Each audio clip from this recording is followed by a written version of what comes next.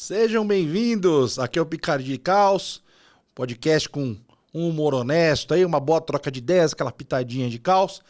Não se assusta não, tá? Tô só fazendo aqui essa cabeça para avisar que esse foi um programa gravado com a Carol Jesper, do Português é Legal, canal excelente, tá? Um conteúdo excelente.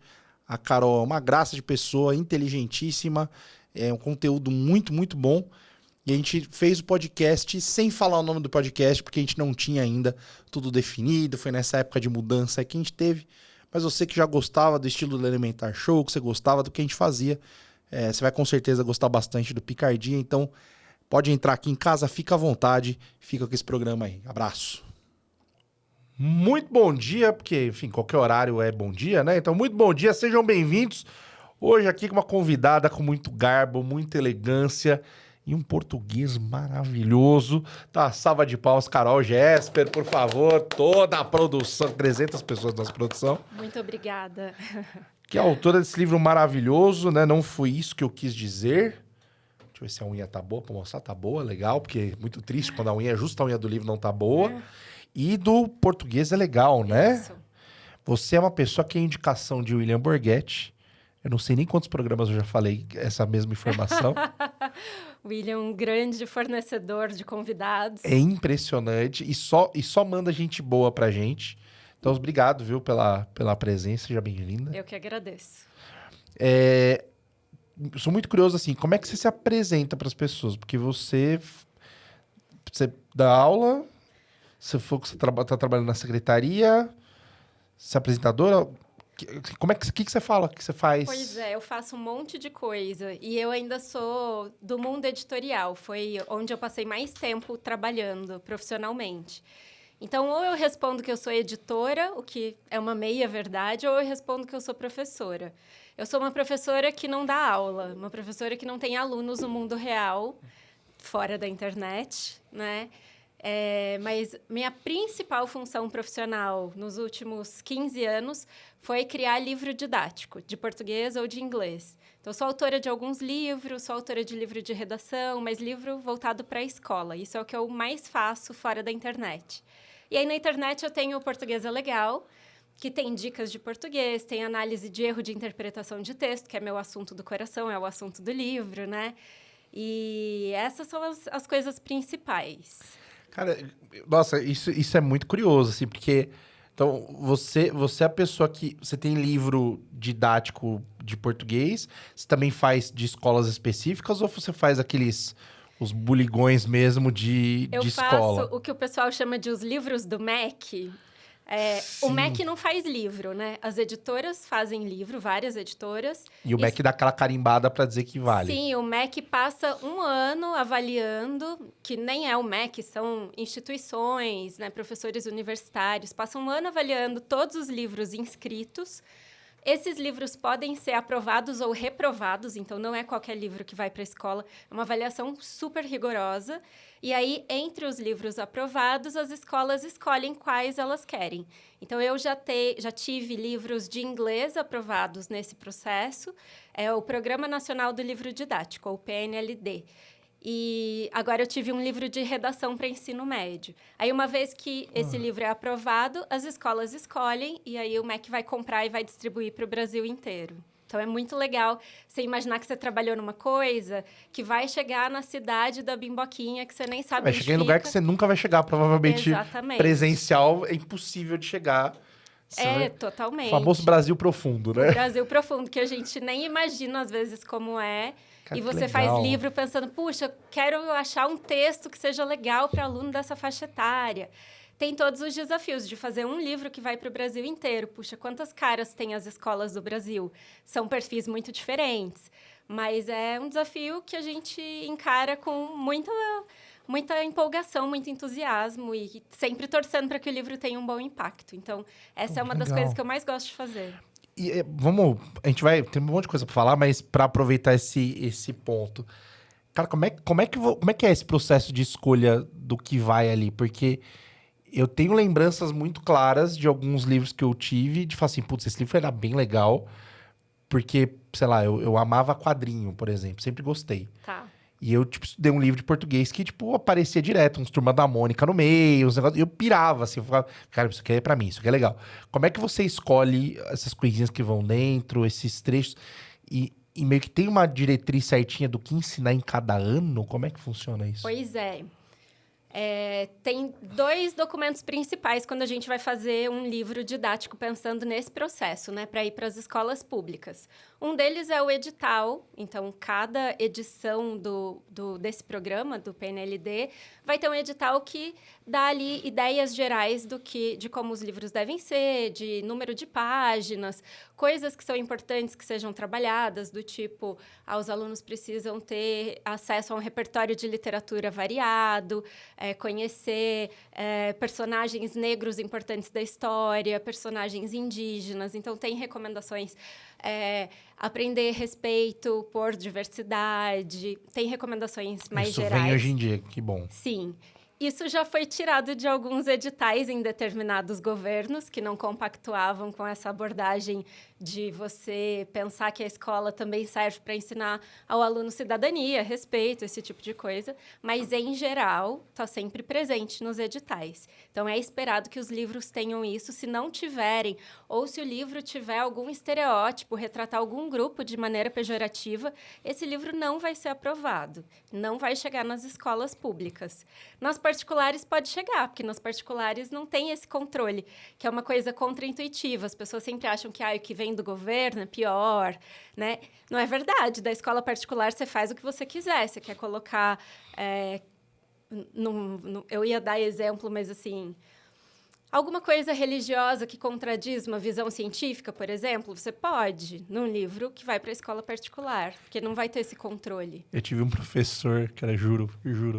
A gente começou a aula dele e falou assim, então, gente, o livro da minha aula é o meu livro, tá? R$30 eu trago na próxima aula, juro pra você. Na aula seguinte, ele trouxe uma caixa com o livro dele e foi entregando e pegando o dinheiro de cada um. E eu fiquei perguntando, eu falei, será que isso pode? É na faculdade isso? Escola estadual de ensino médio, escola Deus. técnica. Ele simplesmente vendeu o livro dele na aula pra gente. E eu nunca soube se isso podia ter. Eu imagino que não. Também acho que não. Mas ele simplesmente vendeu o livro, tipo, tudo que vocês precisam tá aqui. Se não comprar, aí vocês sabem aí e tudo mais. E um livro horroroso, assim. Meu Deus. O livro dele tinha texto de word art, sabe? Aqueles textinhos. Não, os livros que vão para esse programa, eles também passam por uma análise da parte visual, da parte técnica, que também é rigorosa. Então, tem que ser de muita qualidade visual, o papel tem que ser de qualidade, o conteúdo, claro, tem que ser da maior qualidade. E aí você perguntou, tem uma definição do que tem que ensinar em cada ano? Desde 2017, a gente tem um documento no Brasil, que é a BNCC, Base Nacional Comum... Nossa, fiquei... Desculpa, meu nariz entupiu, não consegui falar. Vamos de novo. Desde 2017, a gente tem no Brasil um documento chamado Base Nacional Comum Curricular, que é mais conhecido como BNCC. A BNCC não é um currículo que diz, assim, tudo que tem que ser ensinado. Ela é chamada de base curricular porque ela traz alguns conteúdos, são muitos, mas a ideia é que ela seja uma base. Conteúdos e habilidades que os alunos têm que ter ao fim de um ano. Então, a BNCC faz os livros serem um pouco mais parecidos. Independentemente do autor, o que está previsto ali para sexto ano precisa ser cumprido. Então, todos os materiais, para serem aprovados, vão ter que cumprir o que está ali. As coisas que são previstas, conteúdos, habilidades a serem desenvolvidos, são vistos como um direito do estudante. É direito que no sexto ano ele aprenda a escrever uma redação assim assado, estude tais tópicos gramaticais, aprenda a participar de uma discussão, de um debate, entender turno de fala, a contra-argumentar uma ideia. Então, isso dá uma base, de fato, para que os materiais sigam um parâmetro importante, existe esse respaldo, né? Agora, assim, se eu vou usar texto do Maurício de Souza, que você falou, ou do Ziraldo, Gosto muito. ou da Ruth Rocha, ou se eu vou dar Machado de Assis, aí é uma escolha muito dos autores. Cada autor vai escolher. E tem as restrições de bastidores, né? Tem um histórico de que o autor X cobra caro para licenciar os textos.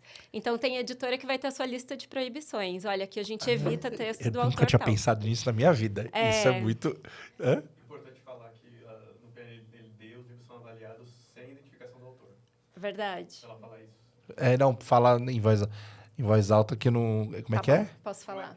Entendeu? A pergunta de como é se chega lá alguém, tipo, um autor famoso de livro didático, se ele já passa automaticamente, por exemplo. Não acontece. Você tá entendido também. Você também faz isso. Então a gente vai descobrindo as coisas. Faz 12 coisas também, nunca vi. Pelo amor de Deus. Eu tava comentando aqui, o produtor, que o livro didático, eles não sabem quem fez o livro, então... Isso, é uma avaliação mais ou menos como redação de vestibular. Ele vai não identificado. Então, a avaliação acontece sem saberem quem são os autores, qual é a editora, nenhuma informação vai estar presente para que seja uma avaliação isenta e justa. Bom, legal. Não, você falou do negócio de licenciar o negócio do autor. Eu nunca tinha parado para pensar nisso. Tipo, vocês têm... Então, todo textinho que tá ali Cada tá textinho... chamegado para alguém ali. Sim, custa caríssimo fazer uma obra, uma coleção de língua portuguesa, porque você tem muito texto terceirizado, né? Eu preciso apresentar poema, carta, letra de música, conto, trecho de romance. Meu amigo, tem um podcaster aí que é um mala do cacete, que ele é filho de um escritor fudido. Que esse moleque não deve ter... Você sabe quem é, não? Sei. Sabe? Acho que sei. Com certeza você sabe, então. Nossa, ele é chato, mas... Nossa, ele deve estar rico num grau. Por isso que ele fala tanta besteira. Porque ele tá muito sossegado, pelo visto. Porque... Eu não sei em termos de vendas, mas em licenciamento, assim, de Exato. direito autoral para citar em obras didáticas. Porque tem em todo lugar também, que são obras que são bem citadas, É um né? autor importante, né? Cara, você muito sabe quem é. Eu gosto muito disso. Você também sabe quem é. Gosto muito desse momento nosso aqui. Que A bonito gente isso. se questiona, né? Puxa vida, como é que pôde seguir esse caminho Como com chega, aquele né? pai? Como chega nisso, né? Eu também fico pensando sobre isso.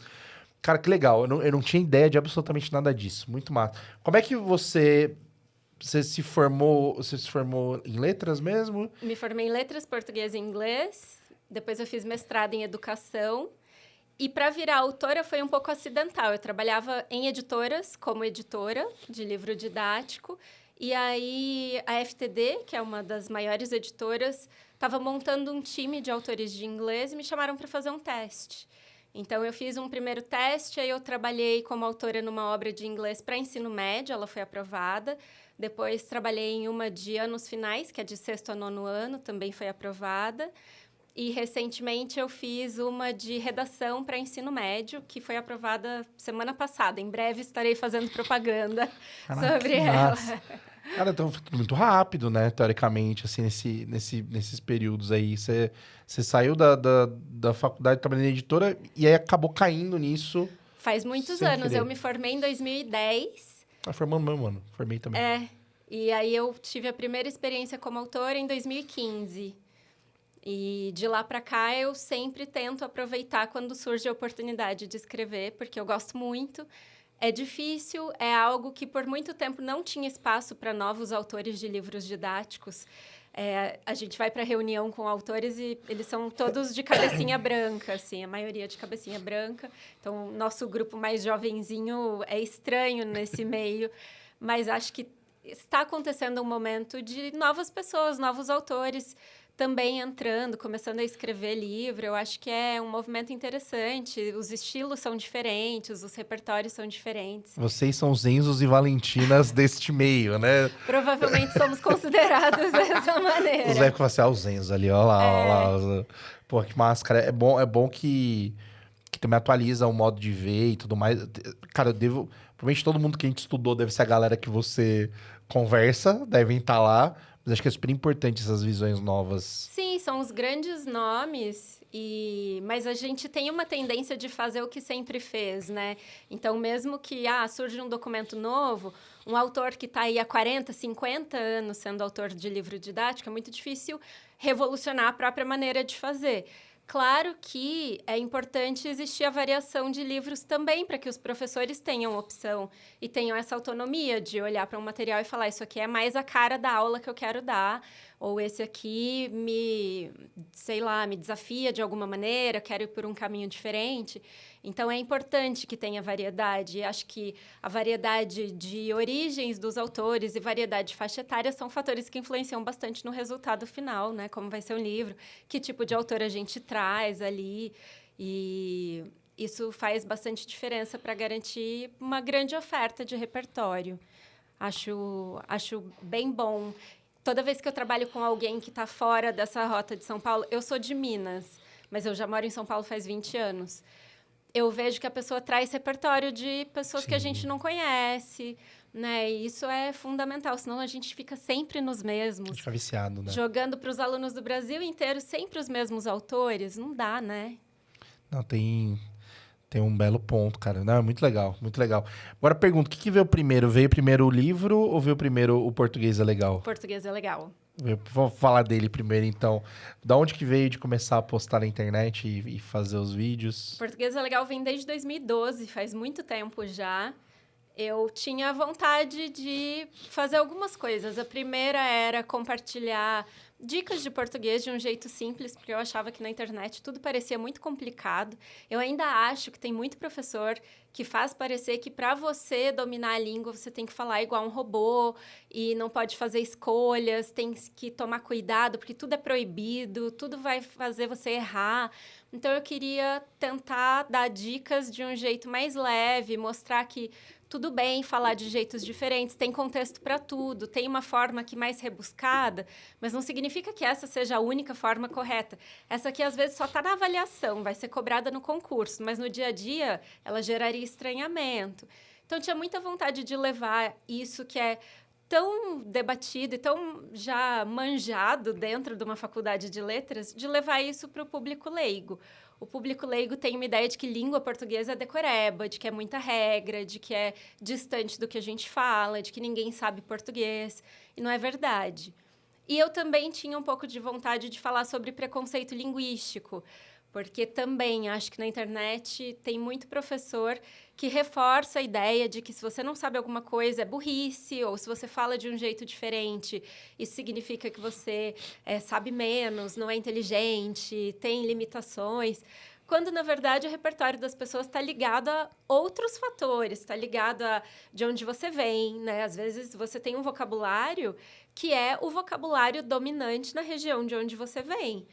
E o vocabulário que vai ser considerado neutro, entre grandes aspas, porque não existe neutro na língua, assim como não existe sotaque neutro. São Paulo não tem sotaque, né, meu? É o padrão. Exatamente. O que Tá, é não tem considerado sotaque, neutro não. é o da região de mais prestígio social. Não tem nada a ver com ser, de fato, neutro ou ser melhor ou funcionar melhor. Então, eu queria muito também ir para a internet e falar um pouco disso. Então, eu comecei o Português é Legal fazendo essas duas coisas que, para muita gente, parecem contraditórias. Ué, como é que você ensina um padrão e, ao mesmo tempo, você fala que tudo bem a variação? Mas eu estou dando contexto. Eu quero que a pessoa tenha todos os recursos, que ela tenha o recurso para se comunicar entre os amigos, entre a família, num lugar informal, e que tenha recurso também se ela quiser acessar um meio universitário ou ela quer se candidatar para uma vaga numa empresa que exige formalidade. Eu quero que as pessoas tenham o direito de conhecer as regras que são demandadas nesse ambiente. Até porque é isso, né? Tem muita coisa pelo meio que você está, que você precisa ou não falar de tal forma, e não necessariamente... Até tinha colocado na pauta, que eu acho que é massa, porque que é a questão da evolução da língua, né? Do quanto que a língua já evoluiu por causa do que é falado e não da versão mais formal da coisa, né? A gente acaba sendo uma evolução constante, né? Sim, para todas as línguas que têm falantes.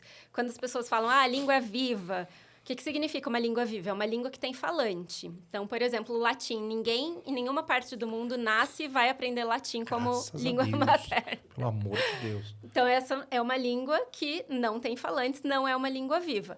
Mas português, francês, inglês, espanhol, alemão, línguas que têm falantes vão mudar. E aí elas vão mudar principalmente por influência da oralidade.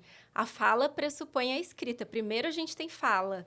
E as pessoas vão mudando a fala com base em uma série de fatores, né? Elas vão ser contaminadas por outras pessoas com quem elas convivem, por outras línguas, por mudança de tecnologia, por gíria. A gente é criativo no uso da língua. Então, tem coisa que surge, uma gíria surgiu, a gente não sabe qual é o destino dela. Ela pode depois entrar como parte oficial do vocabulário se as pessoas aderirem ao uso dela. Puxa, ela ficou tão cristalizada na língua que ela vai entrar nos dicionários, ela passa a ser parte formal da língua.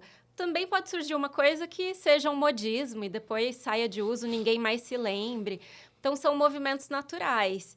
E é engraçado como as pessoas têm muita dificuldade para lidar com esses movimentos, com alguns exemplos, mas outros não. Então, por exemplo, a gente tem o pronome vós, que ninguém usa. É um pronome que está morrendo, está ficando para trás. Ele está presente em textos religiosos. Talvez, às vezes, tem umas conjugações em hino de futebol que trazem voz, mas no dia a dia ele não é usado de jeito nenhum. E não tem ninguém fazendo campanha. Vamos usar o vós, porque a língua portuguesa está morrendo, estamos perdendo uma palavra. Não, e nem quem teoricamente devia, porque tem regiões que usam, pelo menos, tu, mas não usam vós.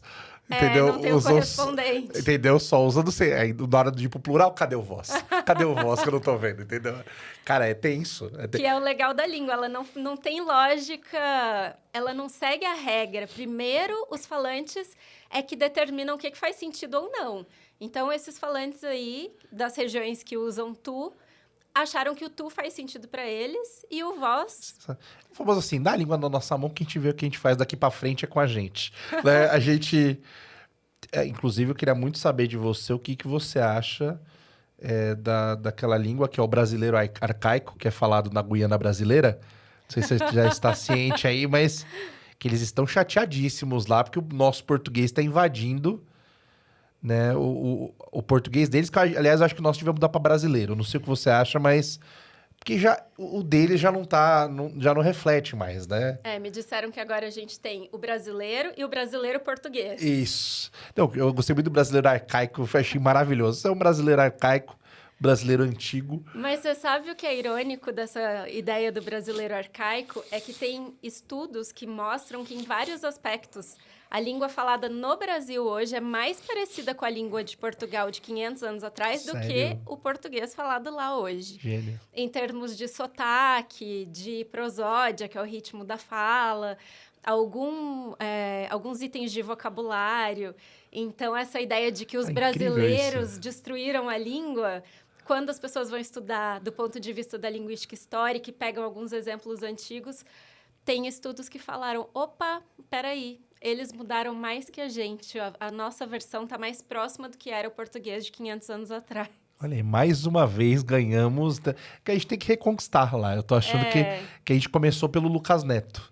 Sim. O Lucas Neto botando vídeo para as crianças, já começamos a dominação por ali, já. E isso foi um episódio muito bom, porque é muito informativo sobre como funciona uma língua, né?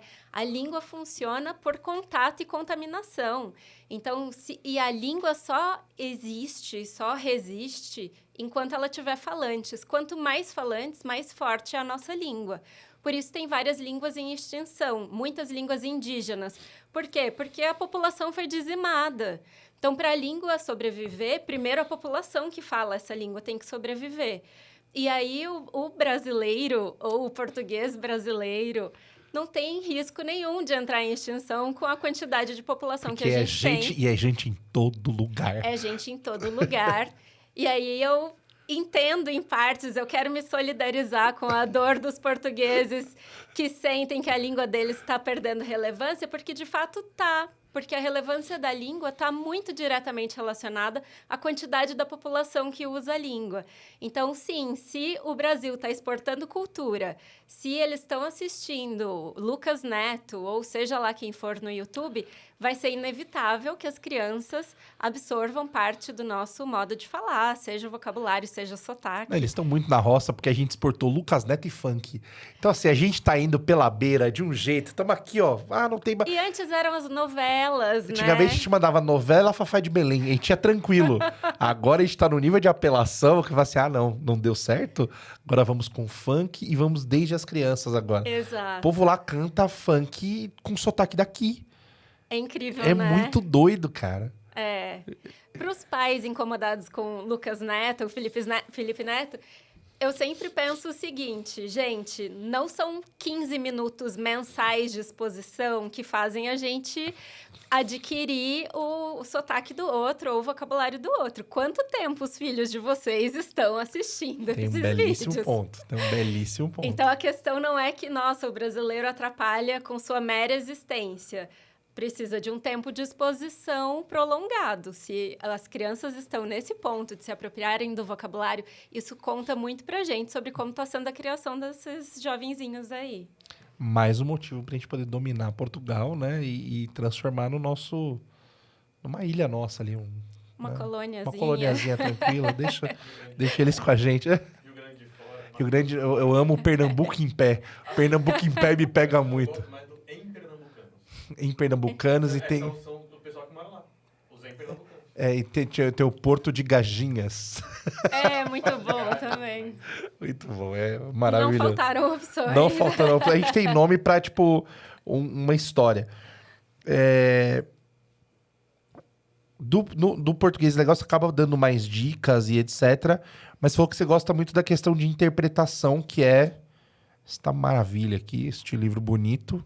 É muito bonito, realmente. Exato. Ficou belíssimo o trabalho da maquinaria editorial. O nome do lugar também é muito bom, hein? É. Ah, eu não tinha visto quem tava atrás, que tinha escrito também. Cortelinha está aqui. Pedro Cortella escreveu um endossozinho para minha quarta capa. Maravilhosa. E teve da Ana Paula Padrão aqui também. Tive o privilégio de ter um prefácio escrito Prefácio pela dela. Ana Paula Padrão. Cara, me conta a história desse livro, essa história toda do... Chique, né? Foi muito chique.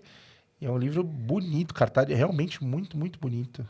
Bom, o tema do livro foi o que eu estudei no mestrado. Eu entrei no mestrado em 2013 e eu queria estudar erro de interpretação de texto.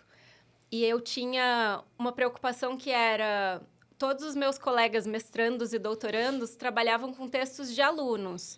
E eu não dava aula, eu trabalhava em editora. Então, eu falei para minha orientadora, puxa, eu tenho certeza que tem muito erro de interpretação, mas eu não tenho produção de aluno, prova, para eu poder mostrar isso. Então, eu não tenho material.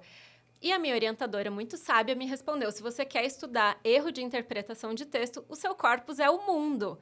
Pega qualquer coisa, pega e-mail, vai ler comentário em sessão de site de notícias. Naquela época tinha, né? Hoje em dia... Naquela época dava pra ler sem ter um infarto Também. antes, né? Olha, Já tava não sei. difícil?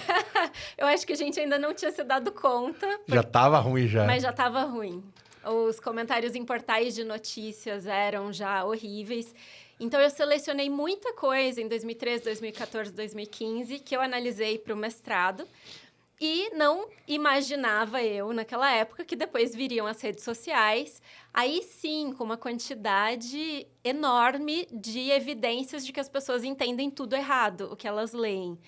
Então, eu comecei de novo a selecionar erros. As pessoas passaram a me mandar erros de interpretação.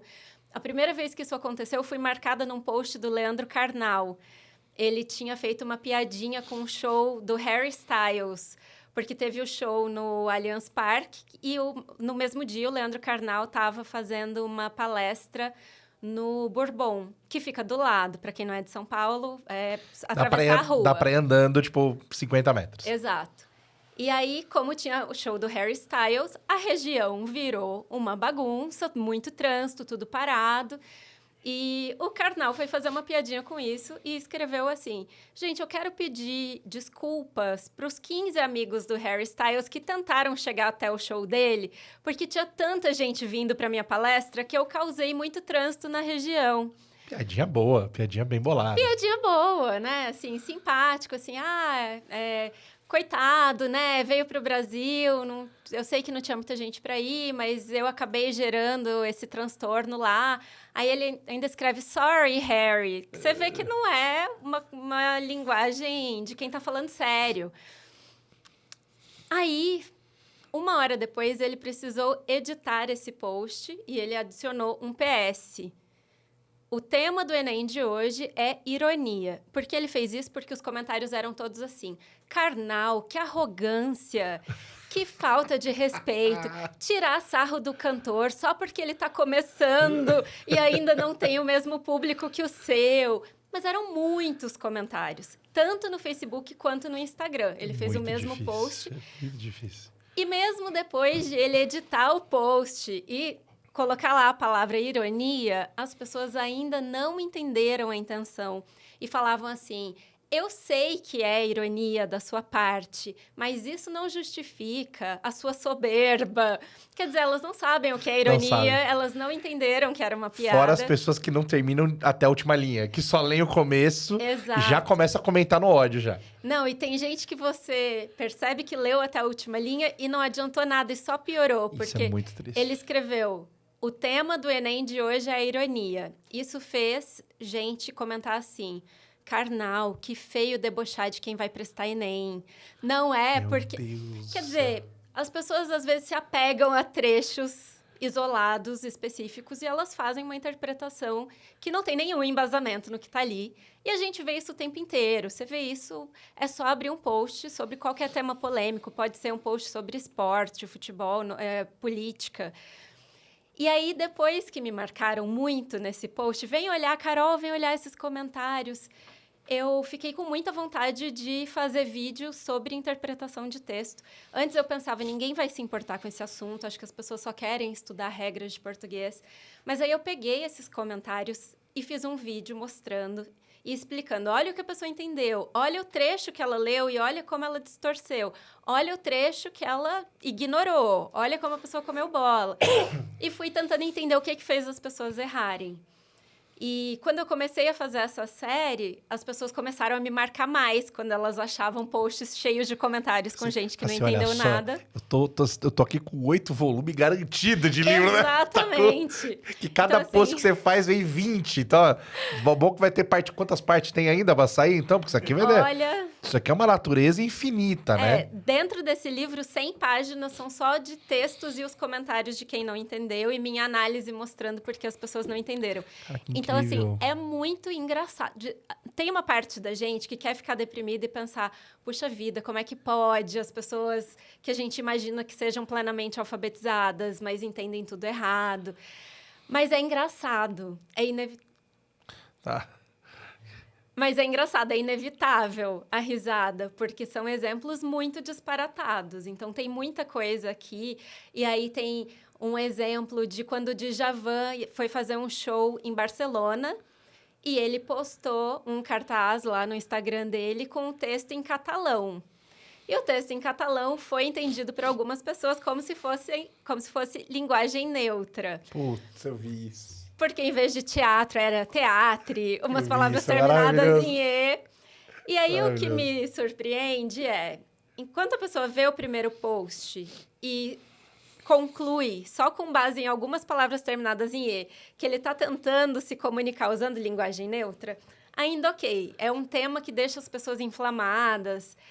Mas aí, depois, eu cheguei num post que era já de um jornal, uma página jornalística, dizendo: internautas interpretam equivocadamente, veem linguagem neutra num post em catalão. Enfim, era um texto explicando o erro das pessoas. E aí você vai para os comentários desse texto e os comentários são assim: bem feito, quis lacrar usando linguagem neutra. Ninguém mandou lacrar, tem mais é que se lascar. Inclusive, jornal vendido. Já Exato. começa a ir pra outro lugar. Ou o contrário, também tinha elogio, assim: ainda bem que o cantor se atualizou e tá usando a linguagem neutra para demonstrar o respeito por todos os grupos.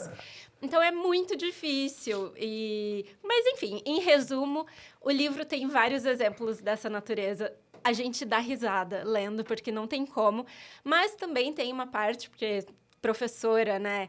Então, eu trago estratégias de leitura, como melhorar a interpretação, como não ficar, assim, sujeito a escorregar o tempo inteiro. É isso que eu ia te perguntar, porque assim, eu tenho na minha cabeça que acho que um dos maiores problemas do brasileiro, e digo nem do todo brasileiro, se pegar o americaninho hoje em dia, também acho que também tá por aí, que é a interpretação. E às vezes não é de texto, é a interpretação de qualquer coisa. As pessoas perderam a capacidade de raciocínio em uma situação, em algo, e parte muito da leitura na minha cabeça, assim, sabe? Porque direto isso acontece com a gente em coisas menores, assim, de eu falar, às vezes, um negócio na empresa e as pessoas não entenderem exatamente como, né, como era, ou irem para outro caminho, ou se escrever um texto, as pessoas irem para outro caminho.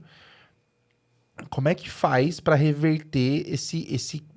Porque na hora que você lê esses comentários, dá um mini desespero de que, tipo, tá todo mundo sem conseguir interpretar um texto mais. O Twitter, eu saí do Twitter porque eu tinha vontade de morrer. Que eu começava a ver um post. O cara falava assim, tô indo passear com o meu cachorro. O próximo comentário era, então você odeia gatos? Você mata gatos, então? Por isso... Ia pra lugares que não fazia o menor sentido com o que tava escrito, sabe? Como é que faz pra tentar reverter esse mundo na interpretação de texto? Tem muitos aspectos envolvidos, e um que eu acho que é muito pouco falado é o quanto a postura, a atitude do leitor influencia na maneira como ele lê. Então, a gente só pensa assim, a pessoa analfabeta, tem que voltar para a escola, mas não é só isso. É a minha postura de leitor que tem que ser humilde. Eu tenho que ir para o texto e quando algo me gera estranhamento, eu tenho que perguntar, gente, será que eu deixei alguma informação escapar? Peraí, deixa eu reler para ver se eu entendi direito. Deixa eu calcular se essa conclusão que eu estou tirando está na minha cabeça ou se de fato parece ter sido dita pelo autor, porque senão a gente fica costurando conclusão precipitada com base em coisa que não está no texto, não está na intenção, não está sugerido. Então, assim, postura de leitor é postura autocrítica, precisa se questionar, precisa reler. Tem uma coisa que eu sempre falo que é assim, se você chegou ao último ponto final de um texto, não significa que você leu o texto. Porque ler exige que você fique se perguntando, nossa, eu estou prestando atenção ou as últimas 2 linhas ou os 2 últimos parágrafos? Uma viajada. Eu estava viajando, eu preciso voltar. É algo muito íntimo, só você sabe que você não prestou atenção. Então, o leitor precisa se vigiar. Ler é uma atividade ativa, é uma atividade que demanda essa participação constante e esse questionamento, esse monitoramento. Estou prestando atenção? Estou sendo bem intencionado? Estou distorcendo o sentido aqui para tentar atribuir a esse autor uma ideia que me ofende e que eu quero muito que ele tenha dito para que eu possa me rebelar, me revoltar. Eu adoraria que ele tivesse escrito. Exato. Então, tem uma postura de honestidade, de autocrítica, que é fundamental. E eu penso que, para isso, a gente precisa fazer as pessoas perceberem que elas não leem bem. Todo mundo precisa saber que não é bom leitor, porque senão você não toma medicamento para uma doença que você não sabe que existe, né? E é muito... Eu me lamento um pouco quando eu penso que as pessoas, os adultos em geral, não vão mais receber feedback. Porque quando você está na escola, por mais que as coisas não aconteçam do jeito ideal, você tem uma noção sobre a sua habilidade com matemática, sobre seus conhecimentos de geografia. Tem alguém que te dá um retorno, você tem um feedback ali na prova, você sabe o que você não sabe. Você faz uma prova, você errou ali um bocado, você fala, putz, isso aqui eu não sei. Geografia não é meu forte. Depois as pessoas saem da escola com a ideia de que elas se livraram, elas superaram essa fase e aí elas não têm mais esse feedback. E não adianta você tentar se colocar como autoridade. Se eu disser para alguém, não, o que eu estou te dizendo é porque eu sou professora desse assunto. Na internet, isso pouco importa. As pessoas têm as convicções. Então, opinião prévia, convicção, tudo isso é inimigo da boa leitura. Porque eu vou para a leitura contaminado com o que eu já penso. E, às vezes, eu quero enxergar ali algo que não está no texto. Então, eu preciso saber que esse risco existe, primeiro, para eu poder me vigiar e me questionar e ser muito honesto nessa leitura comigo, com o autor do texto, ler de novo, voltar para me perguntar. Tem textos e tem acusações que as pessoas fazem na internet que dependeriam de o autor ser muito mal intencionado. Então, às vezes, se você lê uma coisa e pensa, gente, que coisa absurda. É que o nível de absurdo com o qual a gente tem convivido é tão alto, Sim. que às vezes ele fica naturalizado e você não se questiona. É que, de alguma forma, acho que tem total relação, né? Porque quando você lê alguma coisa que é um absurdo completo, você não raciocina sobre aquilo e você acredita naquilo que, tipo, é uma fake news claramente, que é muito falta de interpretação também, né? Tipo, de você ler, tipo, mamadeira de piroca, e você acreditar nisso... Sem buscar outra fonte. Sem questionar, será que isso é verdade? É parte, acho que, desse lugar também, né? As pessoas não conseguirem interpretar nem nem interpretar, tipo, um texto de entender, e nem num nível pior de interpretar se algo é real ou não, sabe? Exato. E isso aí é uma habilidade que está muito relacionada aos gêneros dos textos, né? Se eu estou lendo um texto literário, tudo bem se eu comi bola num pedacinho, dei uma cochilada, não li a descrição do lugar, não vai fazer diferença.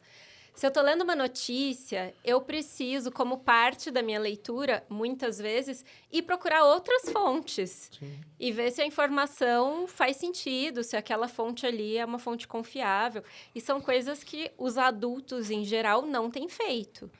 Então, quer dizer, faz parte da leitura de uma notícia, principalmente se você não conhece a fonte, não está familiarizado, viu por aí, recebeu no WhatsApp, faz parte ir atrás de descobrir se a notícia é confiável. É parte do processo de leitura, não é só ler, né? Não é chegar ao último ponto final. E eu concordo com o que você falou no comecinho, de que o problema não é só leitura, mas é um problema de pensamento. O raciocínio está quebrado. Eu penso da mesma maneira. Você vê que, muitas vezes, as argumentações que são construídas têm muita falácia. Eu recebi um vídeo recentemente, a gente está uma semana depois do show da Lady Gaga no Rio de Janeiro, né? Puta, tá. Nossa, eu tô em tanta treta desse negócio no Threads que você não tem ideia. Eu nunca tinha escrito no Threads na minha vida. Você entrou agora com esse... Puta merda. Um cara me faz um vídeo com um copinho de plástico falando que não deu retorno no Rio de Janeiro o show. Eu falei assim, tá de sacanagem, velho. O que vai dar retorno, então, pro Rio de Janeiro se não for... Sabe?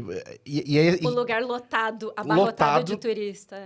Aí eu fiz uma conta, eu falei, vou te fazer uma conta simples. Se cada pessoa te comprar uma água e uma cerveja em um fim de semana, tá pago o gasto da prefeitura. Uma água e uma cerveja cada um, só sai da mão da prefeitura e vai pra mão dos marreteiros. Que já seria excelente, se fosse só isso. Fora Uber, fora comida, bebida, hotel... ônibus, o que quiser calcular, deve ter tido aumento de gente. Tava brincando que aqui não tem uma amiga gay minha que tava em São Paulo nesse período. Não tinha uma unidade de gay em São Paulo nesse feriado.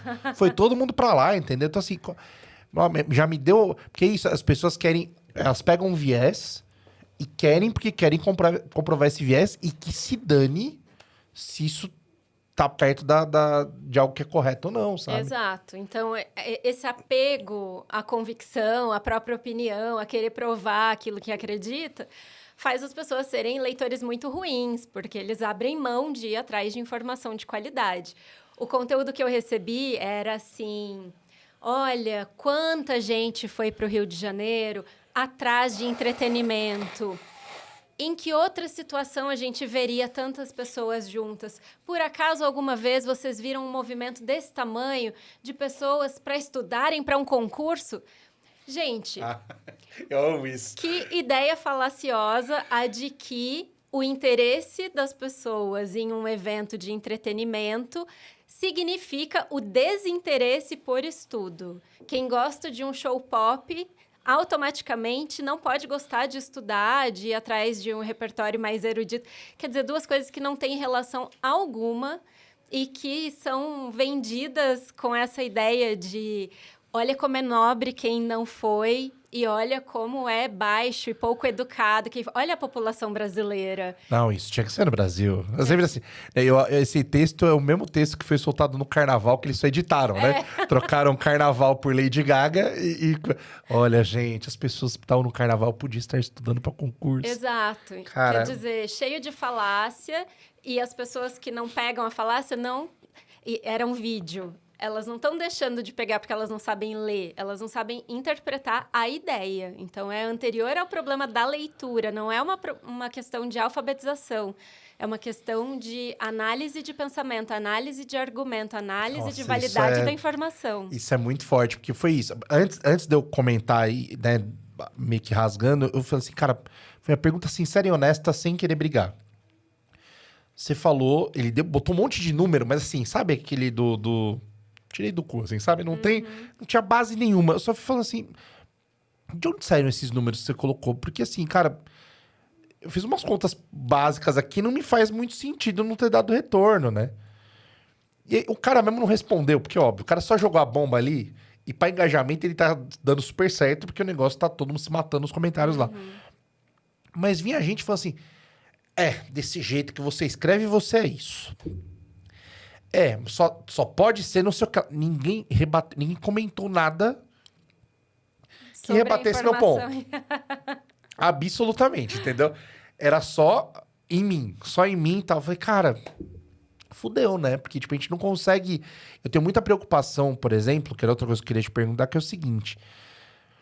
Cara, o bagulho da interpretação é um negócio que me incomoda há muitos anos já. Porque, tipo, eu crio algum tipo de conteúdo há muito tempo e me assusta muito, há muito tempo, como as pessoas simplesmente não entendem certas coisas.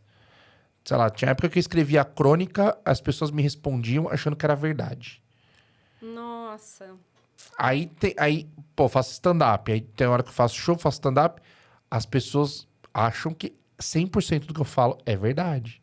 E que é... Então, as pessoas elas perderam acho que até o molejo de entendimento. É um desconhecimento do gênero, né? No gênero stand-up, você não está relatando fatos que aconteceram. Você está gerando humor com os recursos que você achar que são válidos.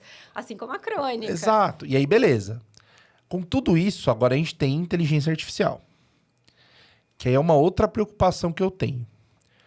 Eu tenho visto, assim, todo mundo que trabalha em empresa deve estar... Porque eu também trabalho em empresa. Há um movimento muito claro de trabalhar com IA. Tipo, ó, tem um IA aqui para você trabalhar. Acelera as tuas coisas com IA. E realmente ajuda para muita coisa.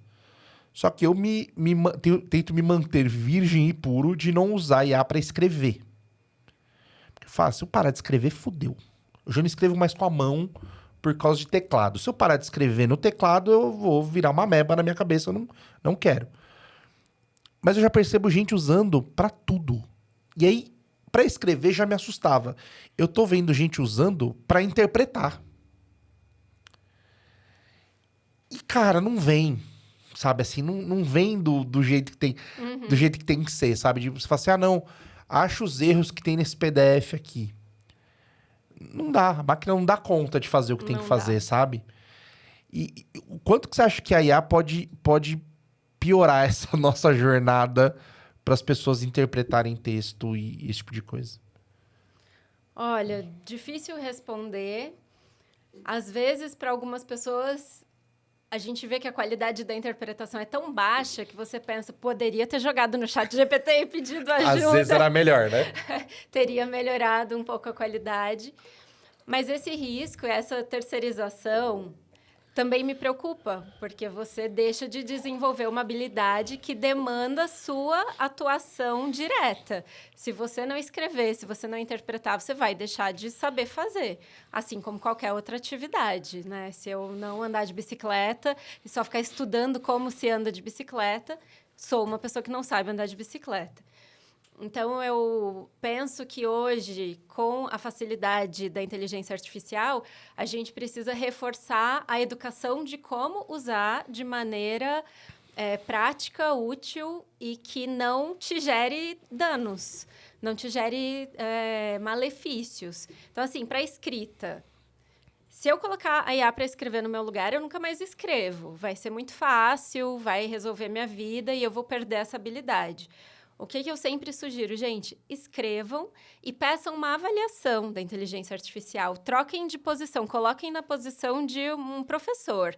Para quem você pergunta, esse texto está bom? Esse texto está coerente? Esse texto tem palavras repetitivas? O que eu poderia fazer para melhorar? E aí você tem feedback. Então, um feedback individual, com base na sua produção, é frutífero, porque é você aprendendo a como melhorar sozinho. Se você não fizer, não tem nem o que dizer, né? Se toda a escrita for passada para lá. Agora, na parte de leitura, o que mais me preocupa é que a qualidade da interpretação é muito baixa. Já fiz vários testes e sugiro que vocês façam testes com ambiguidade. Se você pede para a IA produzir, assim, me dá 10 frases com ambiguidade e me explica por que elas são ambíguas, vem frases que não fazem sentido ou que não têm ambiguidade, do tipo... Carolina segurou o copo. Aí a explicação é assim, não dá para saber se ela segurou o copo com a mão direita ou esquerda. É uma coisa bem... Assim, oh, yeah. Ainda está bastante fora do desejável. E tem muita sutileza, tem muita ironia, tem muita questão cultural que ela não vai pegar, né? Então, assim, sei lá, vamos pensar num aspecto morfológico do português. O uso de inho, o diminutivo. Diminutivo pode indicar tamanho pequeno, pode indicar carinho, pode indicar ironia. Se eu falar, queridinha... Aí, Se querida já é ruim, queridinha é realmente é um tapa na cara disfarçado, né? Exatamente. E é algo que vai escapar, muito provavelmente, para IA. Então, a sutileza, um tom que você só percebe reunindo vários fatores ali da escrita, ou do contexto, ou do seu conhecimento sobre o autor, são coisas que a IA não consegue fazer bem. E aí, é triste pensar que alguém possa confiar mais nessa ferramenta. É uma ferramenta super útil, tem um banco de dados enorme, mas falha em muitas habilidades nas quais a gente não falharia.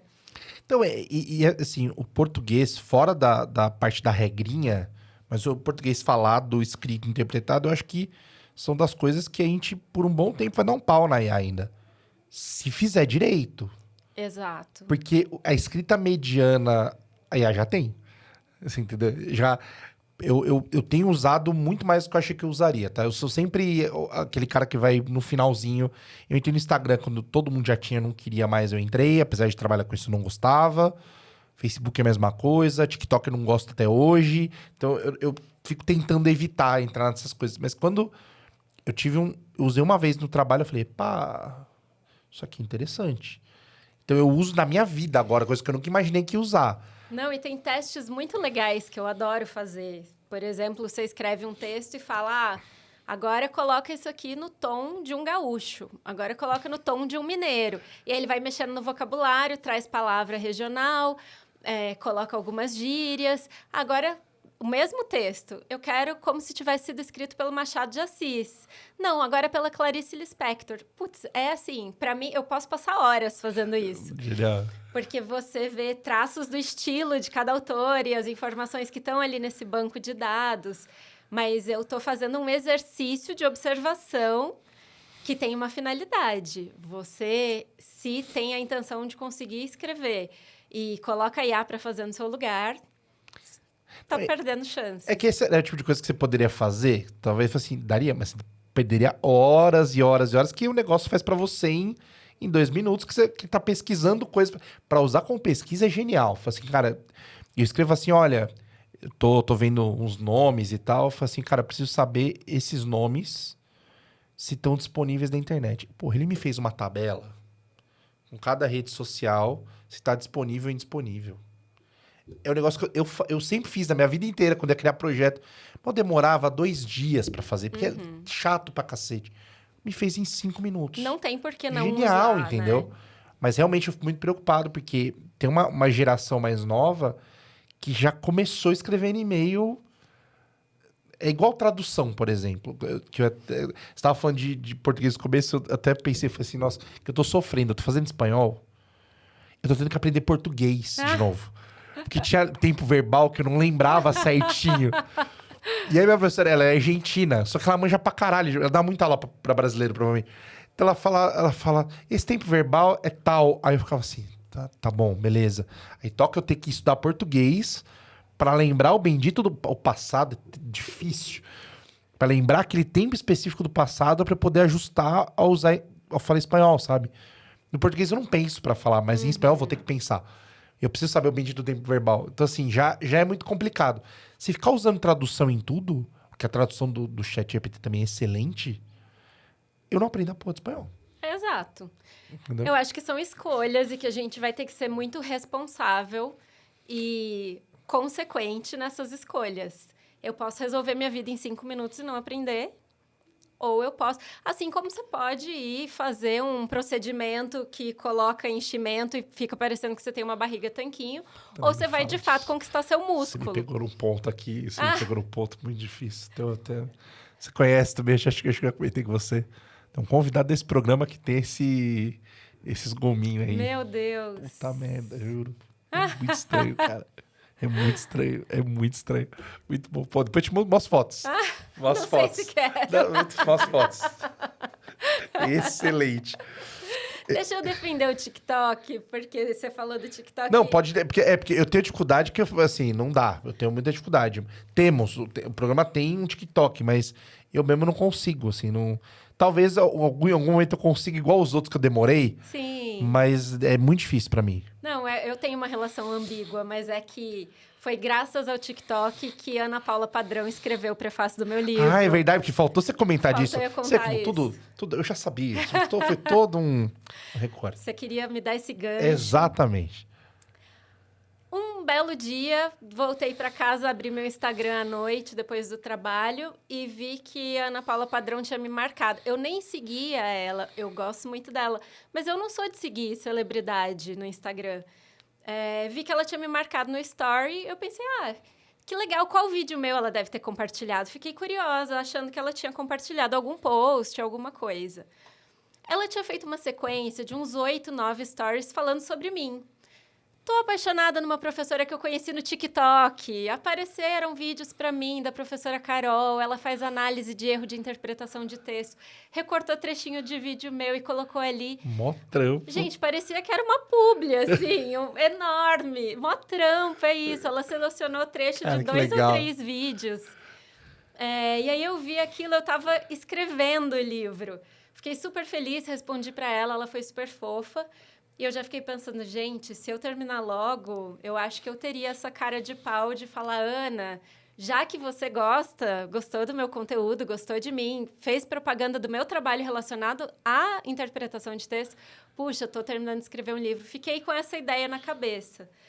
E aí, quando eu estava terminando, a editora me falou assim, agora é a hora de ser cara de pau, porque é o momento de convidar alguém para escrever seu prefácio.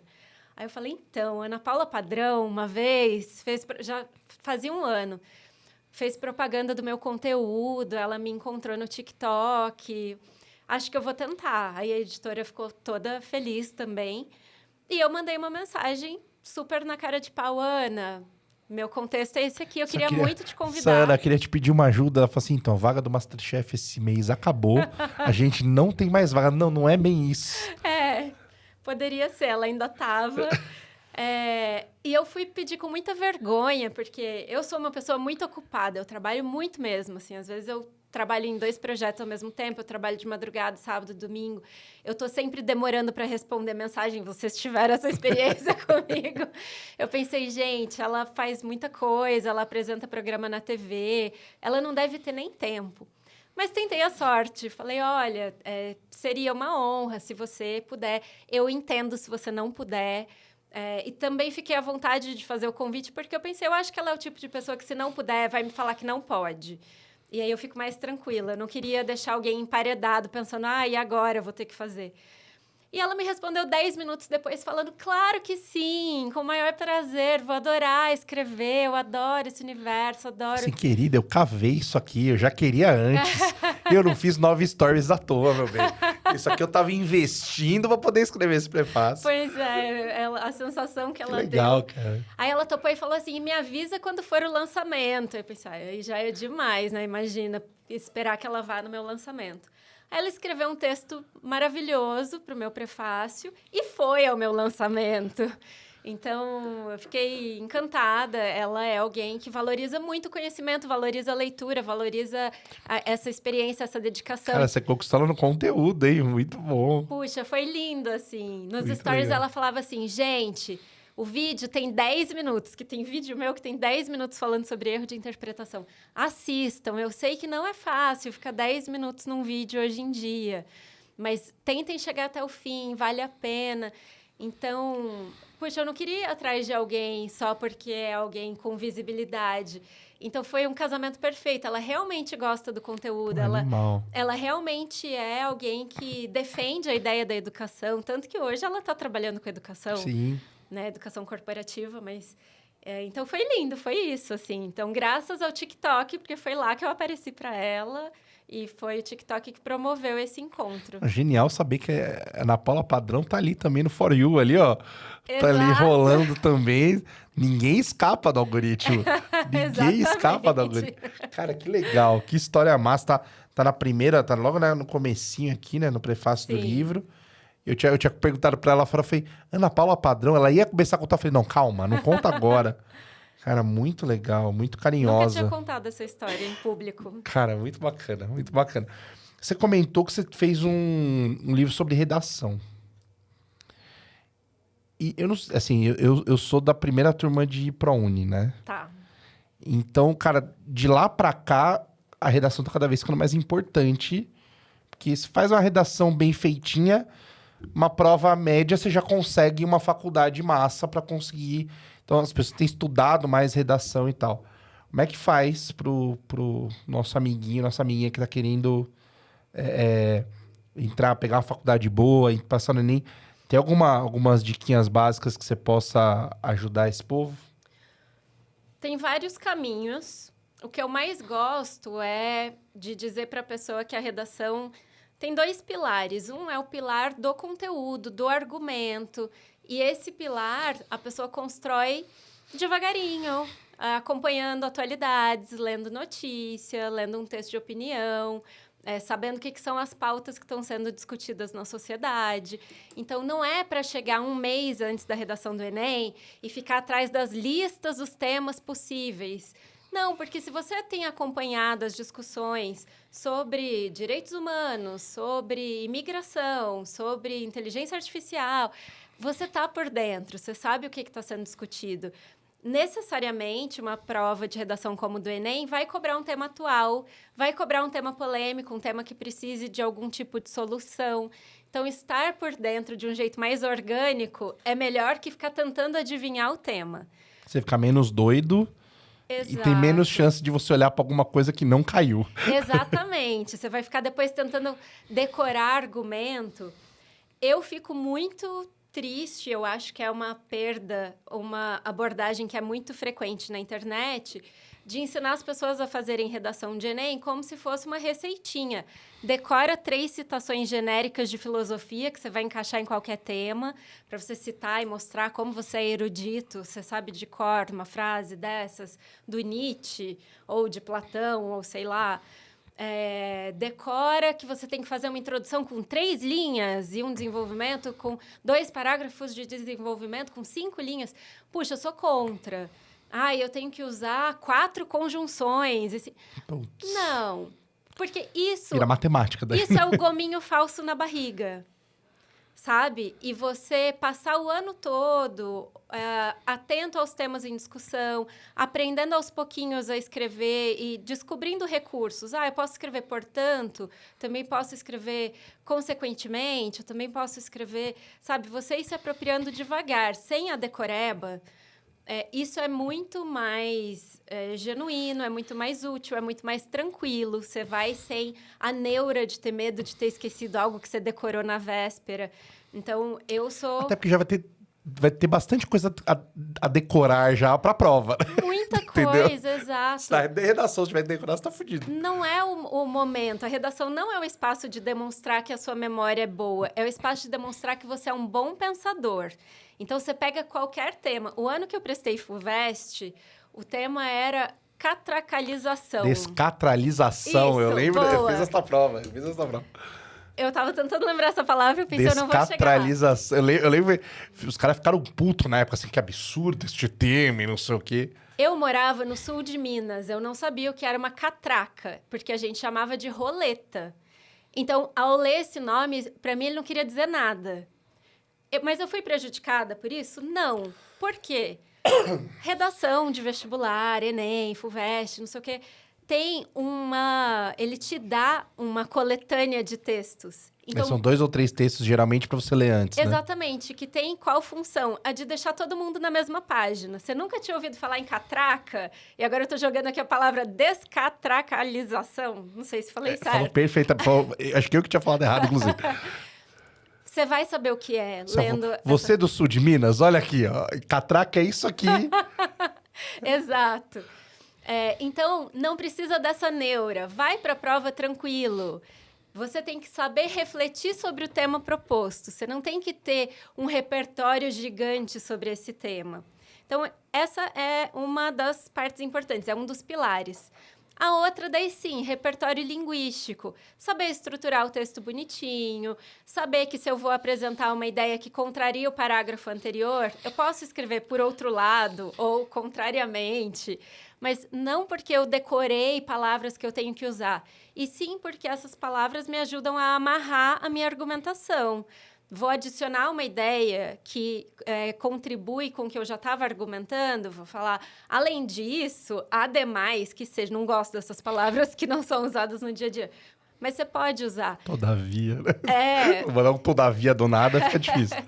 Quer dizer, é muito mais tranquila a experiência da redação. Se você vai acumulando repertório de alguém que escreve, eventualmente, do que se você tentar decorar. Tem gente que decora o primeiro parágrafo e tenta encaixar depois no tema. Então, minha dica é, não façam isso. Tem muito vídeo no YouTube ensinando a fazer isso. 5 frases para você decorar, para aumentar a sua pontuação na redação. Tudo bem, a gente quer demonstrar repertório, mas o mais importante ali não é a sua decoreba, o mais importante é a sua capacidade de refletir sobre o tema. E, para isso, a coletânea de textos apresentada na prova deve bastar. Ou seja, gente sem neura, menos vontade de adivinhar o que vai acontecer e mais confiança na sua capacidade de pensar sobre um tema e chegar a alguma conclusão pensando sobre ele. Nunca pensei sobre esse tema antes, mas, puxa, eu sou uma pessoa que tem bom senso, que tem pensado criticamente sobre vários temas. Eu vou ter a capacidade de construir minha linha de raciocínio e fazer uma argumentação numa prova que eu tenho 30 linhas para escrever. Não é um tratado enorme, não é uma dissertação de mestrado. Né? A gente tem que acreditar, e eu acho que a gente tem que trabalhar muito na autoestima dos alunos de ensino médio. Vocês têm capacidade de chegar na hora, ver um assunto sobre o qual vocês nunca ouviram falar e, mobilizando as ideias de vocês, construir uma argumentação bem fundamentada. Então, eu acredito muito nisso e eu defendo essa linha para os alunos. Excelente. Assim, o quanto que as escolas estão fomentando escrita e leitura dessa galera? Porque eu vejo vários caminhos, assim, você comentou da decoreba, né? Tem algumas escolas que são muito focadas em vestibular, que estão nesse caminho aí, nessa caminhada, tipo, ó, é isso aqui, uma formulinha aqui, 1 mais 2 aqui, 3 linhas, 5 linhas, 5 linhas, 3 linhas, 4, uma coisa assim. É alguma coisa por aí. Acho que é 3, 5, 5, 4. Tem um desenho do que tem que fazer. Então, eu fico meio preocupado do quanto que a gente tá fazendo a galera escrever. Eu tinha um professor que ele era meio doido. Não vou também, né? Mas a prova dele, ele chegava e falava assim, o seguinte. Era uma folha de almaço. Você põe o nome, a série. Professor de história. Ele falava assim, ó. O tema hoje aqui. Cuba, cana-de-açúcar, China. Escreva aí pelo menos 100 linhas, eu tô na sala dos professores. Nossa. Acabou, você não tinha nem como colar. Eu não sabia como argumentar com alguém. Ele largava a gente com o livro na mão, fazer o que quisesse. Tinha que escrever 100 linhas de 3 assuntos e conectar. A ideia era conectar os 3. Era um desespero, mas com o tempo a gente foi acostumando. Tipo, tá, ele falou isso em aula em algum momento. Então, você explicava um, juntava no outro, comentava que vê do outro. Cara, a gente aprendia no ódio a conseguir escrever com que ele passava. No começo, todo mundo achava ele um desgraçado, ninguém, né? Todo mundo odiava ele, mas fazia sentido, sabe? Pô, ele fazia a gente fazer prova oral em aula, ele fazia professor de história, e ele corrigia erro de português. Cada erro de português ele ia tirando ponto, cara. Então eu falei assim, cara, eu nunca mais tinha um professor desse jeito em nenhuma outra matéria que não fosse língua portuguesa, sabe? Então, eu não sei o quanto que a galera hoje em dia tem esse estímulo para escrever e ler melhor, sabe? As escolas vivem um dilema que é privilegiar o que se chama de formação integral do aluno, que é pensar, esse é um jovem em desenvolvimento, tá cheio de dilemas, tá aprendendo o lugar dele na sociedade, tá aprendendo a lidar com os outros, tem todas essas dimensões para além da dimensão intelectual. Ou de privilegiar a ideia do número que precisa ser aprovado no vestibular para eu mostrar que a minha escola aprova X% de alunos. Então, muita escola abre mão de focar nessa formação mais integral e escolhe o caminho do treino. Vamos fazer um monte de simulado, vamos escrever um monte de redação e vamos aprender a passar na prova. Eu acho que é uma escolha, de fato, difícil. Eu gostaria de dizer assim, não, claro que a gente deveria pensar na formação integral desse jovem que tem tantos dilemas. Mas aí você pensa, puxa, de repente, se eu dedico muito tempo a habilidades socioemocionais, que é um termo, um campo muito em voga hoje em dia, na moda, não sei. Será que eu estou privando meu aluno de ter acesso a uma universidade? Porque para ter acesso eu deveria ter focado no treino da prova. Então, não são decisões fáceis. Ou até pegar essa criança e falar assim, então, aí depois disso vai ter que entrar no mercado de trabalho que não pensa assim, né? Exato. Vai sofrer o triplo do que sofreria um pouco antes. É realmente uma escolha muito difícil, É um papel né? ingrato, né, o das escolas. E, ao mesmo tempo que muita família... Cada vez mais, né? Cada vez mais ingrato. Muita família e muita gente da sociedade tem esse discurso de não, porque escola foi feita para ensinar português e matemática.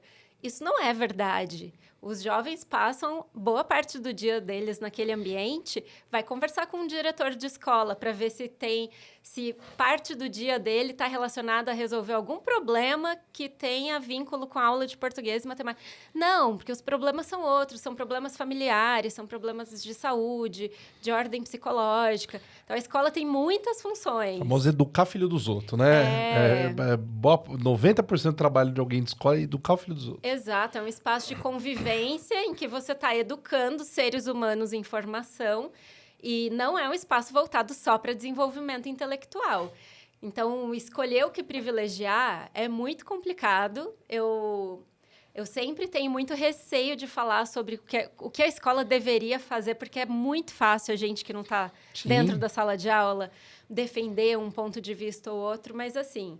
Vou retomar a sua pergunta sobre se a escola está fomentando leitura, fomentando escrita. A escrita, eu penso que muitas vezes está sendo apenas treinada dentro desse molde do que vai ser cobrado. Então, tem escola que o aluno chegou no colegial, esse aluno nunca mais vai escrever uma carta, um conto, não vai usar a criatividade, ele vai ficar treinando redação de Enem. Assim como tem escola que tenta dar oportunidade também para o aluno que quer escrever um poema e descobrir outros tipos de relação com escrita. Mas eu tendo a achar que o que predomina é o treino para a escrita dessas provas que vão ser avaliadas. Agora, a leitura é também uma batalha inglória, porque você, principalmente nos dias de hoje... disputa com telas e as telas são mais interativas, são mais chamativas. Então, colocar um jovem para ficar 30 minutos, 40 minutos sentado lendo um livro não é tarefa fácil. Eu estou muito feliz com as notícias e os relatos das escolas depois da proibição do celular dos alunos, porque todo mundo teve muito medo, achando que isso ia gerar uma revolta, que os alunos não iam aceitar, que não iam... querer conviver com essa proibição. E, na verdade, tudo que as escolas falam... Eu tenho visitado escolas por conta do meu trabalho. Todos os relatos são assim, nossa, parece que para eles foi um alívio. Porque agora eles olham para outras coisas, outras possibilidades. Eles voltaram a correr no recreio. Não, eu vi uma escola que, de repente, tinha gente com bambolê, gente pulando corda... Falei assim, cara, a gente não viu isso aqui há 5 anos, 10 anos, que isso não acontecia no intervalo mais. Exatamente. Eles estão inventando jogos, fazendo brincadeiras. Tem o que senta para ler, o que vai na sala de leitura. Então, acho que as escolas têm esse espaço, tem bibliotecas, tem convite para leitura. Não é fácil. É que criança, no fundo, é isso. Quem achava que ia ter uma revolta, provavelmente eram os pais que, em casa, não conseguem tirar o celular da criança.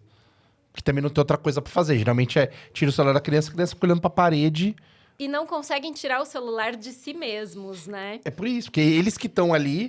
Falam assim, não, fica o celular aí pra não... Exato, facilita muito a vida, com certeza. Mas foi uma experiência que se mostrou muito positiva. Eles fazem outras coisas quando eles não estão expostos aos vícios, assim como a gente faria. Você não lê menos? Muito menos. Eu fui uma jovem adolescente, assim, leitora voraz. Não sou mais hoje em dia, leio muito menos do que já li. Boa parte disso é devido ao uso de celular, com toda certeza. Eu até escrevi uma coisa um pouco não querendo ser levada a sério no Twitter esses dias, E eu fui super criticada por jovenzinhos, assim, porque eu compartilhei uma notícia dizendo um pouco sobre as consequências positivas da proibição do celular e como isso tinha melhorado a convivência dos jovens, a saúde mental. E eu compartilhei aquilo e escrevi assim, nossa, se proibissem o uso dos adultos em faculdade, no trabalho, a gente também viveria um boom de saúde mental. O que as pessoas entenderam da minha intenção? Ainda bem que eu tenho um livro que chama Não Foi Isso Que Eu Quis Dizer. Né? Porque elas entenderam que eu estava dizendo assim, tem que proibir o celular no trabalho, porque o trabalhador não pode se distrair, o trabalhador tem que ficar focado. Aí. Mas não, o que eu quis dizer foi assim, nós também ficamos olhando o celular de 5 em 5 minutos. Nós também temos dificuldade para nos controlar. O fato de a gente ter o discernimento sobre o dano que o celular causa não é suficiente para que a gente não esteja sujeita a esse desejo impulsivo de pegar o celular o tempo inteiro. Então, eu acho que para todos nós, se a gente tivesse o celular confiscado durante o dia, seria um alívio. Imagina não passar o dia checando o WhatsApp, Nossa. não passar o dia descobrindo uma coisa da vida de Virgínia, que eu nem sabia quem era. Tudo que eu sei da vida dela é contra a minha vontade. Exatamente. Absolutamente. Então, enfim, foi isso que eu quis dizer, né? Que talvez fosse um alívio a gente não ter esse acesso. E para os jovens também é. Que bom que no ambiente da escola esse uso agora está restrito e eles podem descobrir outros caminhos e, inclusive, pegar um livro na biblioteca para ler na hora do intervalo. Cara, é muito doido, porque quando veio a ideia do projeto, eu confesso que eu não tinha certeza. Eu me bateu na época e falei assim, putz... Porque que negócio, eu fui crescendo... Eu cresci sem... A partir da época da faculdade já tinha celular, mas não era também um puta celular que, meu Deus, quanta coisa tinha pra fazer com ele. Ele acabava ficando meio esquecido também. Mas aí depois estudando, depois comecei a dar aula pra adulto, também eu pensava, cara, pra tirar essa pessoa do celular, só talvez incluindo o celular na aula, porque era muito difícil pensar como que essa pessoa vai largar o celular em algum lugar, sabe? E realmente... Cara, deu muito certo, funcionou demais, porque as crianças estão conseguindo ter a experiência que a gente tinha na escola offline. Eu tinha uma professora da escola técnica, da mesma que o cara vendeu o livro, ela virou pra mim um dia, é uma verdade, queria lembrar o nome dele, cara, pior que eu tenho aquela merda daquele livro até hoje, é um livro horroroso, você não tem ideia, o livro é muito ruim. Gente. O livro é muito ruim. No primeiro dia de aula na escola técnica, a diretora entrou lá e falou assim, o seguinte, aqui ninguém é mãe de vocês, não temos sinal, não temos nada, os horários da aula são tal, tal, tal e tal, vai atrapalhar, vai encher o saco, não precisa entrar na aula, vai na biblioteca, tem violão ali se quiser, tem jogos, tem o que vocês quiserem, ou só anda. Final do ano tem que ter 75% de presença, se não tiver, repete. É assim que a gente trabalha, beleza, beleza, beleza, acabou. Que todo mundo fez no primeiro trimestre, obviamente. Aí, foda-se a aula, tá tudo certo. Mas era um nível de liberdade pra você fazer as coisas, cria caráter, né? Você não, vou jogar, vou fazer não sei o quê, vou brincar. Na hora que você vê, fala assim, ih, rapaz, tá dando ruim de falta aqui. Você começa, tipo, a fazer a pessoa pensar de outros jeitos. Não, cara, imagina todo mundo só ficar falando no WhatsApp o dia inteiro. Você não tem que passar um bilhete com uma cola. Sabe? Você não ter esse gosto de passar um bilhete, pelo amor de Deus, né? Não vale a pena, né?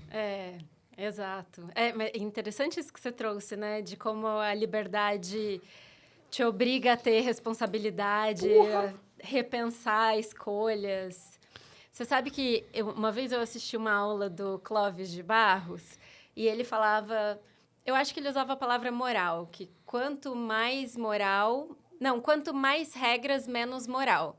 E o exemplo era mais ou menos assim, se as pessoas tivessem a preocupação em não atropelar transeuntes, a gente não precisaria colocar uma velocidade máxima. A gente coloca uma velocidade máxima nas vias, né, uma proibição, porque elas não têm essa preocupação. Então, como elas não têm essa preocupação moral, você precisa vir com uma regra. Isso é genial. E não só essa regra, ainda tem uma regra que, caso você o faça, você ainda é criminalizado. Exato. Você tem que ter 2 punições diferentes e mesmo assim ainda acontece. E aí, isso sempre me faz pensar sobre as regras que a gente tem na sociedade. Puxa, você tem que criar uma regra para dizer que você não pode dirigir alcoolizado. Porque se não tiver a regra, as pessoas dirigem alcoolizados. Olha como falta o senso moral e falta o critério, né? Enfim, lembrei disso. Carol, eu sempre brinco que assim, os 10 mandamentos, quando vieram, não roubar, não matar, não desejar a mulher do próximo. O que estava acontecendo naquele momento histórico para o cara falar assim, eu vou botar 10 regrinhas, serem aquelas. Que era aquilo, cara? Você já deve ter visto um cartaz de sala de aula que viralizou. Não morder. Saca? Os 10 mandamentos da escola, né? Não morder o colega, não roubar o brinquedo. Porque é isso, cara. Infelizmente, as pessoas vão por esses caminhos, né? Eu vou... A gente, infelizmente, tá se encaminhando ao final, tá certo? Olha só, que bonito isso. Achei que era só no jogo que tinha essas coisas. Vou pedir pra você... Vou ter que pedir aquele presente que eu comentei antes pra você me indicar um convidado. É minha pirâmide aqui que eu faço. Então, você pode pensar, mas eu quero que você mande um áudio pra pessoa, chamando a pessoa agora, diretamente. Na sua frente? Exatamente. Vamos Mas lá. não liga não, porque vai que a pessoa falar não na cara, fica chato. Então, é bom que você só mande uma mensagem Eu já mesmo. posso anunciar quem é? Pode. Eu quero sugerir uma pessoa, uma bióloga, chamada Mila Garcia. Gosto. Ela é do canal Blablalogia. Gosto. Ela é mestre e doutora em ecologia. E ela é uma pessoa muito didática. Se você pensar em qualquer tema da biologia, eu não consigo imaginar ninguém mais habilidoso do que ela para explicar de um jeito que você fala, era isso? Nossa. Então, assim... Preciso ver, biologia não é meu forte não, viu? Não é o meu também. Nunca foi. Impressionante. Mas ela pega um assunto, assim, absolutamente aleatório pra gente que não tá nesse universo, e ela te explica o funcionamento, por que um bichinho age de tal jeito, por que a planta cresce pra cá e não pra lá, por que não sei o quê. É incrível, assim, uma pessoa com uma didática incrível e um repertório muito legal. Acho que vocês bateriam um bom papo. Mas excelente. Então, quando você vai procurando ela aí, só falar aqui dos estúdios Voz, agradecer nossos parceiros aqui. Pode manter neles, estão aqui na tela, ó, Estúdios Voz. Se você quiser gravar aqui, tirar teu sonho do papel e tirar teu podcast do papel, são 3 estúdios, região da Vila Romana, extremamente centralizado aqui em São Paulo. Tem estúdios com perfis diferentes, né? Então, isso aqui é a sala Sampa, tem mais outras 2 salas. Em breve, uma 4ª sala. Só você chamar o pessoal, fala teu projeto, tua ideia. Te ajudam desde a criação até a edição. Beleza? É isso. Hoje só Estúdios Voz. Pode mandar o áudio. Uma pergunta. Como é que eu nomeio o podcast, se vocês vão mudar? Não tenho a menor ideia, né? Isso é um bom ponto. Você que vai na entrevista do Marcão Nascimento. Pode ser, pode ser. Fala do meu nome, depois a gente... Nascimento? Nascimento. É pra eu olhar pra algum lugar? Ali, não. Pode olhar, fica à vontade. Oi, Mila, tudo bem? Eu tô aqui no estúdio, terminando um episódio de podcast com o Marcão Nascimento. E eu sugeri você como próxima candidata aqui para ser entrevistada. Acho que vocês bateriam um bom papo e quero deixar aqui registrado o meu convite publicamente, que tá não só nesse áudio para você, mas também no vídeo, que a gente não interrompeu enquanto eu faço essa proposta. Espero que você tope. Você topa que eu tô falando aqui ao vivo, tá gravado. Seu nome já foi mencionado, então todo mundo vai saber que você vai receber um convite. Vai ficar muito chato se você falar não, Vai ficar chato você falar não. Beijo. Carol, cara, obrigado demais, viu? De verdade. Adorei. Papo muito gostoso. Vou te chamar mais vezes. Quando a gente tiver qualquer problema, qualquer dúvida, Combinado. você vai voltar. Putz, teve um negócio que eu esqueci de perguntar. Que eu acabei de bater o olho aqui, a única coisa que eu falei. A gente teve um acordo ortográfico há muito tempo atrás, mas que demorou muito tempo para vigorar de vez, né? Sim. Não faz muito tempo que ele tá vigorando oficialmente, 2009, né? se eu não me 2009 que ele rodou... Cara, daqui a pouco tem que fazer outro, né? Mas tem que fazer outro porque você acha que foi insuficiente, precisa de mais... Porque o negócio tá, tipo... parece que andou, de 2009 pra cá, parece que andou 100 anos, né? no tempo normal, porque com internet, com gíria, com coisa nova, tipo... Ah, então tá, deixa eu te contar uma coisa. O acordo ortográfico só tem, digamos assim, uma natureza de mudança que é da maneira como as coisas são escritas. Então, se tem uma palavra nova que surgiu numa novela, por exemplo, gordofobia, era uma palavra que não era dicionarizada, que pra gente soa agora super natural, parece que sempre esteve aí. Mas ela entrou no vocabulário oficial da língua portuguesa uns 2, 3 anos atrás, se eu não me engano. Então, o vocabulário e os dicionários são atualizados continuamente. Agora, a reforma ortográfica, aí mexe na maneira de escrever a palavra. Então, acentuação, hífen... Nossa, do hífen eu sofri, hein? É sofrido, Puta né? merda. Tá? Hoje em dia sai natural até, mas puta, na época que mudou eu sofri, cara. E tem palavra que não combina, né? Você botar no micro-ondas que não tinha, agora tem que ficar separada a vogal. Ou não colocar em palavra que antes tinha, tipo autoescola, que a gente estava tão acostumado a colocar. Então, num acordo ortográfico, entram essas minúcias da escrita em si. Eu acho que a gente ainda passa aí boas décadas sem mais um. Vamos ver se estou apostando certo. Agora, em termos de vocabulário, palavra que surge e que vai se cristalizando, que é muito usada pelos falantes, isso vai sendo atualizado continuamente. A gente tem uma ferramenta gratuita, fica no site da Academia Brasileira de Letras, que é o VOLP, é Vocabulário Ortográfico da Língua Portuguesa. De vez em quando saem notícias dizendo, veja a lista das palavras que foram incluídas no VOLP. Então, a gente tem esses casos. Legal isso. Aí é interessante você ver que tem alguns estrangeirismos que foram oficializados. Então, assim, muita gente, é engraçado isso, acha que palavra a gente senta e inventa. Vamos inventar uma palavra para nomear tal coisa?